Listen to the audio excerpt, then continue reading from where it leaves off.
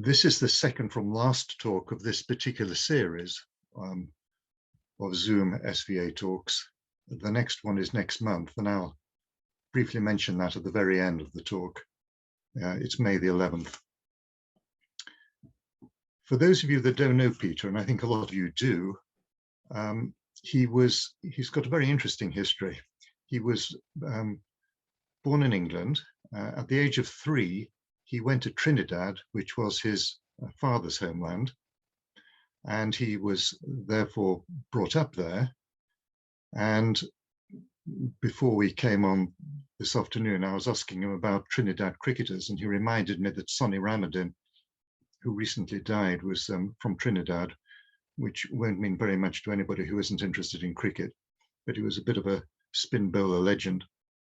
In 1970, Peter returned to England and read at Bangor University marine zoology, and then went to Southampton University and read medicine. I'd be interested to know whether the marine zoology was any help to him in his medical career. He spent 20 years in general practice in Southampton, and then moved to Sidmouth, which he already knew because of family connections. And he was in general practice for, I think, about 8 years before he retired in 2011. And more recently, he has moved to Otterton, but still comes back to Sidmouth frequently. And so it gives me great pleasure to welcome Peter, and over to you now. Thank you very much, Nigel. As you can see, the title of my talk is Live Long and Prosper in Praise of Sidmouth. It seems to me that the main purpose of birthday cards is to make us realize that we're getting older and possibly wiser. This card was given to me on my 60th birthday, and now I'm approaching my 70th. As I approach 70 in good health, I wonder how much of that can be put down to living in Sidmouth, hence the title of my talk, which of course is borrowed from the Vulcan greeting in Star Trek, or for those of you who are not Trekkies, from a much more ancient Jewish greeting.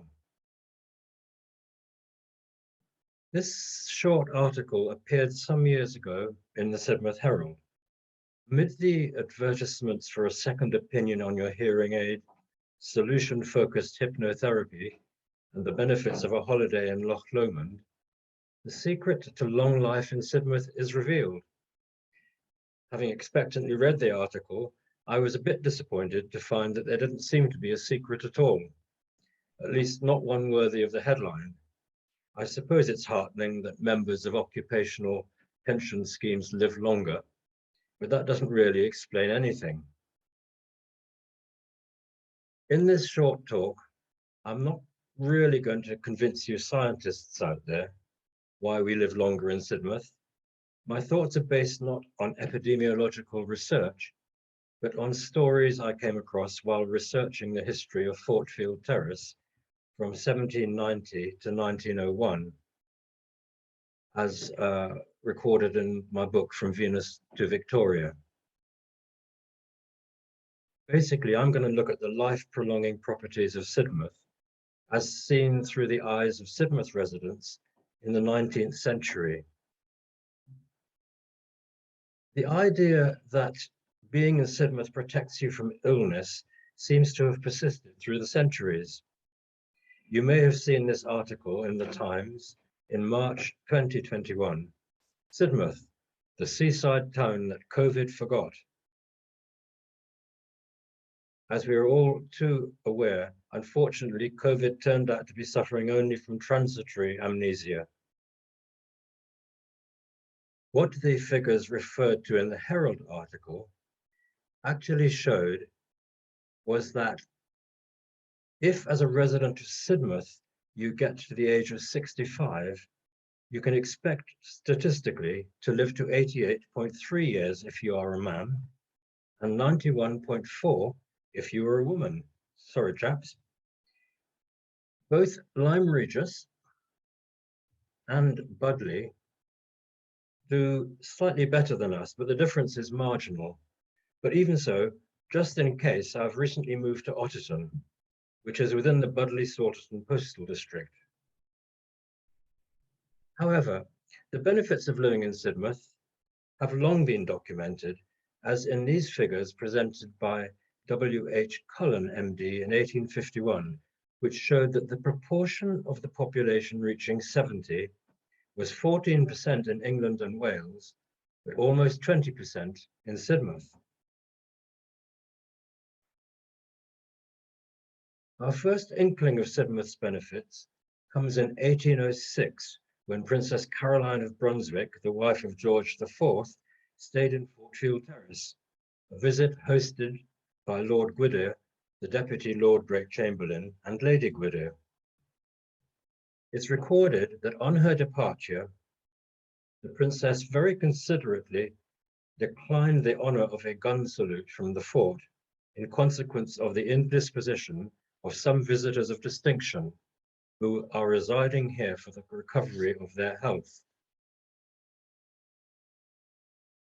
This 1815 painting of Sidmouth, which I'm sure you will all recognize as being part of the long picture of Sidmouth, shows an invalid in the center of the picture being pushed along in his bath chair. And in his 1820 publication, The Beauties of Sidmouth Displayed, the Reverend Edmund Butcher writes, "Lodgings are numerous and may be had of almost all sizes and prices, as well as in a variety of situations. They are scattered in every part of the town and its vicinity. Those on the beach and on the fort field, possessing an unbroken view of the sea, are generally the most sought after. In the town, however, as more sheltered, invalids are often ordered to reside, and one great advantage of Sidmouth is that almost every want of this sort may be supplied. Situations open or sheltered, in the sunshine or the shade, public or private, may be obtained." As an aside, the full title of Reverend Butcher's publication was "The Beauties of Sidmouth Displayed, being a descriptive sketch of its situation, salubrity, and picturesque scenery, also an account of the environs within 15 miles round, interspersed with authentic anecdotes." I think a title like that gives it a certain air of authority. Over the years, Sidmouth entertained a large number of people who came here for health reasons. Some were famous. Grand Duchess Helena Pavlovna, the sister-in-law of the Tsar of Russia, visiting Britain for the coronation of William IV, came here for 2 months in the summer of 1831 for health reasons. Her doctor had turned down Brighton for reasons of state, it being the preferred residence of King George IV, who had recently died. He also discounted Hastings because it was too hot and confined, and Worthing and Ramsgate because they were too boring. Unfortunately, Helena's stay by the seaside was curtailed because her doctor decided that Sidmouth was too relaxing, and she was shipped off to Cheltenham. Much as I hate to challenge a doctor's decision, I think this was a bit of an overreaction. Elizabeth Barrett Browning stayed rather longer. She had always been in poor health, and though when she came to Sidmouth in 1832 at the age of 26, she had not come specifically for health reasons, she commented on the improvement in her health, writing to her friend Mrs. Martin, "As for me, I have been quite well all the spring and almost all the winter. I don't know when I have been so long well as I have been lately, without a cough or anything else disagreeable." Some visitors were not so famous, such as Mrs. Lowry, whose husband's death was recorded in Lethaby's Sidmouth Journal and Directory.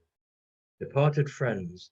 Many of our readers will recollect Mr. and Mrs. Lowry, who with their 2 daughters resided several years at Belmont and subsequently on Fortfield Terrace. Mrs. Lowry was an invalid, and the affectionate husband was often to be seen helping to wheel her along in an easy chair. Mr. Ebenezer Lowry died on May 30th, 1874. Or there were the Campions. In August last, a gentleman died in Sidmouth who had resided here a few months with his afflicted daughter. They had also been lodging here in 1869. Mr. Campion was a remarkably quiet and obtrusive gentleman, and but few persons in the town had any inkling of his great wealth. The young lady, his daughter, Mary, will be remembered by many in Sidmouth from a peculiarity in her manner and her always having a confidential attendant with her.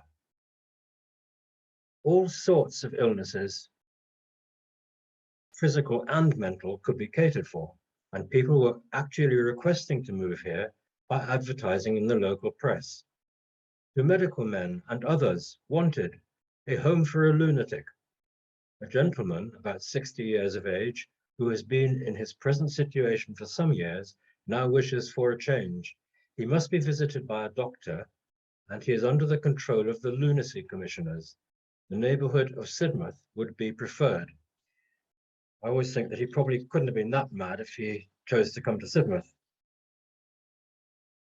So what was so special about Sidmouth? Could it be the sea? The Reverend Edmund Butcher thought so, but sea bathing had to be done properly, as he pointed out in 1820. Those persons who are fond of swimming or prefer bathing without the use of a machine should be informed that a little to the west of the beach there is a fine sequestered bay in which they may, in calm weather, be safely gratified. The border is a fine sand upon which, at high water, the bather may walk for a long distance out without being immersed higher than the breast. And of course, this picture shows the beach in question. He goes on, while it is our duty to acquaint visitors of this acquisition, it is our first wish to recommend the use of machines, both for the benefit of the proprietors and the bather, particularly the invalid. In this picture, you can see a few bathing machines quite close to the fishing boats. Their closeness was a matter of controversy. He goes on, the plunge into the element should assuredly supersede the practice of walking in by degrees. Sea bathing, says Dr. Buchan, is good for one reason, because the sea is a cold bath. The time of bathing ought to be postponed until past noon, or at least till some hours after breakfast, when the digestion of that meal may be supposed to have terminated.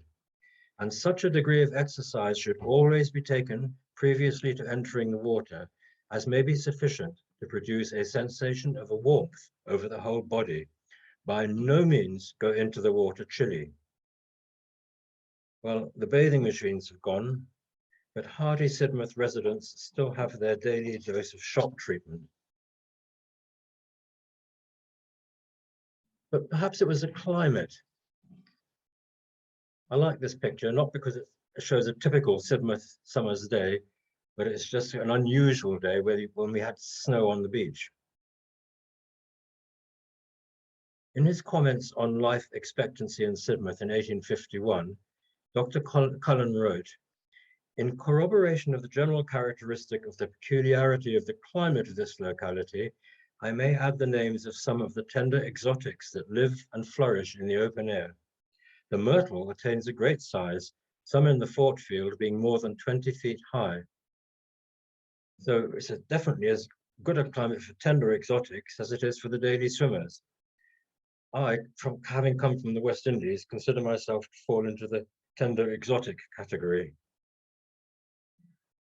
Or perhaps it was the range of activities available, which in the mid-Victorian period included brine baths, roller skating at the Sidmouth skating rink, admission 1 shilling per person, cricket and football, both on the fort field, or even archery. And for those of a less sporty nature, there was coffee drinking and socializing at the Sidmouth Coffee House. Isn't it interesting how coffee houses are now so popular again? Of course, it might have been due to the drains. Quantum improvements in public health and life expectancy, until relatively recent times, have usually been due to engineers rather than doctors. The Victorians were big on drains. The back of Fortfield Terrace holds a bizarre collection of Victorian gutters, pipes, and hoppers, rather less conspicuous since they have been painted white. Then there was sewerage. A new sewerage system in Western Town was completed in 1897 and was even commended in the British Medical Journal. It is still operational, though no longer new, and it does struggle to cope 125 years on. On the subject of drains and water, one of my regrets while living at Fortfield Terrace was to discover that in the construction of the drains, the Victorians had simply obliterated the well at number 8. I know that there was a well there because in 1891, there was a heated exchange of correspondence in the Sidmouth Observer and Visitors list between two of the town's doctors on the subject of the quality of the well water at number 8 Fortfield Terrace. Dr. Williams started it by saying that some visitors to the terrace and one of the servants at number 8 had become ill through drinking contaminated well water. Dr. Pullen responded vigorously, "Sir, the suggested proof of the impurity of the well of number 8 Fortfield Terrace by Dr. Williams in your issue of yesterday is not a happy one. In the first instance, the family and servants look on it in the light of a breach of professional confidence. And secondly, the patient states that she has never enjoyed better health than since her service at number 8, and is able to appeal to my own professional knowledge of her from birth in verification of her statement. Was it ever intimated to the patient that sewage polluted water was a supposed cause of her indisposition? She herself says emphatically no. Yours obliged, Thomas H.S. Pullen, Medical Officer of Health." Dr. Williams decided to get personal. "Dear sir, finally, let me say that I did not instance the health of an inmate as suggesting a proof of the impurity of the well water at 8 Fortfield Terrace. That impurity has already been amply proved by the analysis and report of Mr. Perkins, whose position as public analyst at Exeter is a sufficient guarantee of his accuracy. This gentleman has furnished me with 2 reports on well water, one at 9 Fortfield Terrace, the other in Russell Street, with regard to which it is instructive to note, 1, that among the consumers, there have in each case been 2 deaths from diphtheria, 2, that in each case the deceased persons were either visitors or recent comers to Sidmouth, 3, that the well water in each case was found polluted with sewage, 4, that in each case Dr. Pullen, open quote, tested the water and would have no hesitation in drinking it himself, close quote. Yours faithfully, Leonard Williams." Though professionals disagreeing in public is good for selling newspapers, the exchange petered out at this stage with a rather restrained letter from Dr. Pullen. I suspect they both realized this debate was not in the interests of good business. On the water supply of Sidmouth, in connection with the first cases of illness in strangers at Fortfield Terrace, I have shown that the adjoining large household of residents of from 12 to 15 inmates used during the illness and are still using from the same well without the slightest apparent ill effect. Thomas H.S. Pullen. Following on from the health issues raised by the well water debate, concerns surfaced about the health implications of the number of dogs in Sidmouth in a letter entitled "The Dog Nuisance," caused by, open quote, "the plethora of dogs in Sidmouth," close quote. Generally, dogs and drains greatly exercise the minds of the people of Sidmouth. Of course, we've come a long way since then. Going back to drains, as one does, the occupier of number 6 applied to the council for a certificate as to the sanitary condition of the premises. On the motion of Mr. Skinner, seconded by Mr. Millen, it was resolved that the surveyor and inspector of nuisances visit the house in question, and if satisfied with its sanitary condition, grant the certificate. Why is there no longer a council post for surveyor and inspector of nuisances? Would be worth having that job just for the title. Surveyor reported back. With regard to giving a certificate for number 6 Fortfield Terrace, we, i.e. both Mr. Wilson and myself, feel a little reticent about giving this, as we have no means of testing the drains other than by mere observation.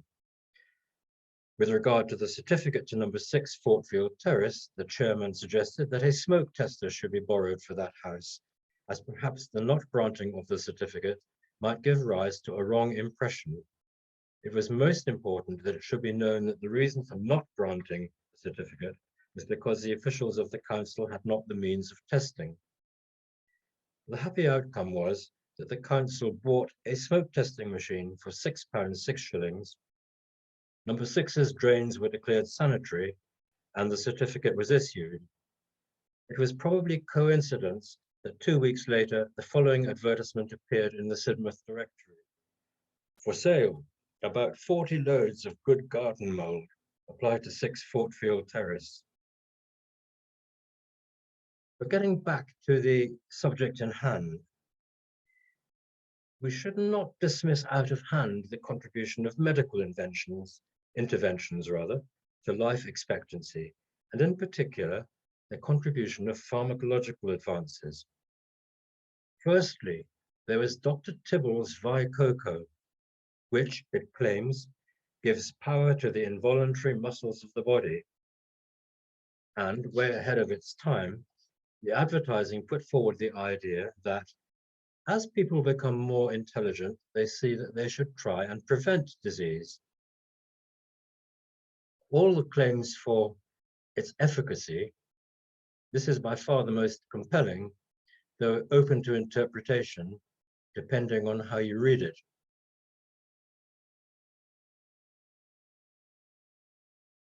Even more impressive, were Dr. Williams' pink pills for pale people, priced 2 and 9, or 6 boxes for 13 and 9.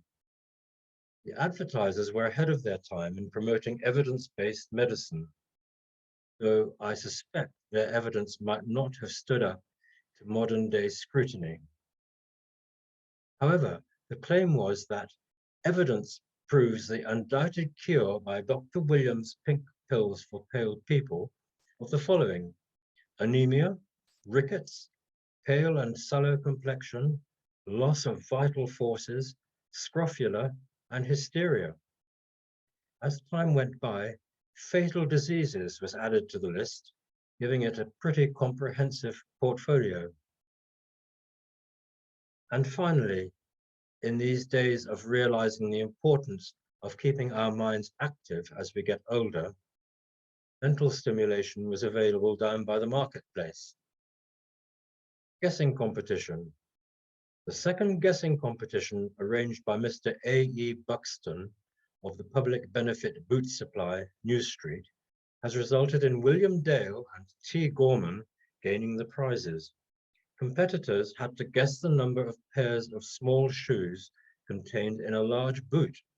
The number was 15, but no one guessed correctly, the nearest being Dale, 14, and Gorman, 16.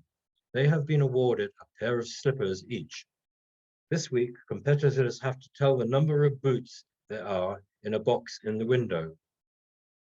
I think these guessing competitions should be reinstated somewhere. On reflection, I think that, like the Sidmouth Herald, I may have to disappoint you on any conclusive evidence as to why you might live long and prosper. But perhaps the best clue to Sidmouth's life-enhancing properties lies in this quotation from Vanity Fair in 1880.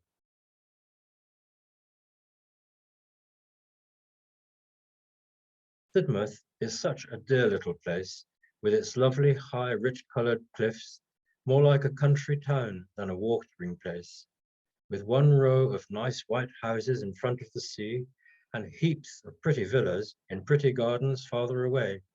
So nice to live in. It looks to me like the place I have always been looking for and sometimes dreaming. Then there is a lovely cricket ground with one side to the sea and lots of lawn tennis always going on there. And the people all know each other and are so friendly and jolly.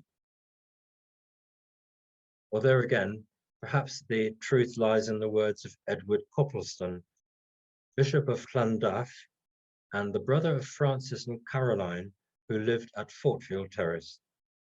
He stayed with his sisters several times when he was ill and found Sidmouth to be a place of restoration. Here's a letter from him to his sister Frances, addressed to her at number 1.5 Fortfield Terrace in 1837. As you can see, letters in those days made maximum use of all available writing space. He writes, I can picture you and Caroline enjoying your warm house and cheerful open scene from the windows under this stormy sky. The sense of shelter is one of our pleasures. It enters largely into the sum of human enjoyment. We can't all expect to live to our allotted 88.3 or 91.4 years. Indeed, the nature of averages means that we won't all achieve average life expectancy. However, having reached the age of 70, I intend to continue to join the rest of you in a shared enjoyment of such a wonderful place. My expectation of quality of life, as opposed to length of life, in Sidmouth and now Otterton, is rather higher than that indicated on the birthday card that my son gave me 10 years ago.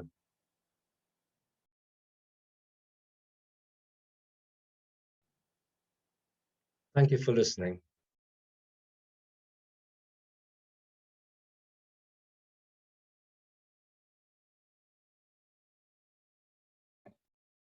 Thank you very much. Thank you very much, Peter, for a very entertaining talk. Dr. Pullin was quite a character, I think. I've got a quote here. Apparently, he constantly pestered the local board, and which became the Sidmouth Urban District Council, to improve public health provision. And he was said to burst into council meetings shouting, "Stop this nonsense about lighting and roads. People are dying because of the pumps and the drains." So he obviously felt strongly about drains, but sometimes disagreed with other medical opinions. One thing that slightly baffles me about people living to a long age in Sidmouth in the 19th century is that people with serious disease such as tuberculosis came down here for a cure, and many of them unfortunately died. And I would have thought that would have pushed down the life expectancy of invalids coming to the town. I don't know what you feel about that. Yes, I don't know. I've always assumed that that it was a slightly selected population of invalids that came down to Sidmouth.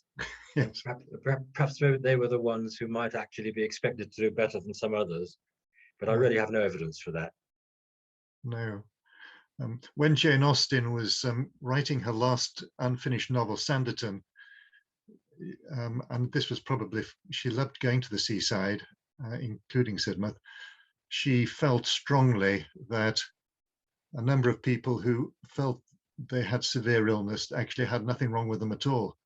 And people with imagined illnesses often got better. So that might be another explanation for people doing well at the seaside. Yes, it's interesting. When I moved from practicing in Southampton, one of the things that struck me moving to practice in Sidmouth was the amazing amount of support that people had in Sidmouth compared to, say, a housing estate in Southampton. And I wonder if Sidmouth has always been a bit like that. It's been a very supportive community, which I think probably does help go a long way towards making people at least feel better. Yes, yes, yeah. One or two people have used their chat button to thank you for the talk, but they haven't asked any questions. It That's may a be relief. that, unless I've missed any, if there's anybody out there who wishes to ask a question, please press your chat button and ask us. And ask Peter the question. Somebody else saying thank you very much.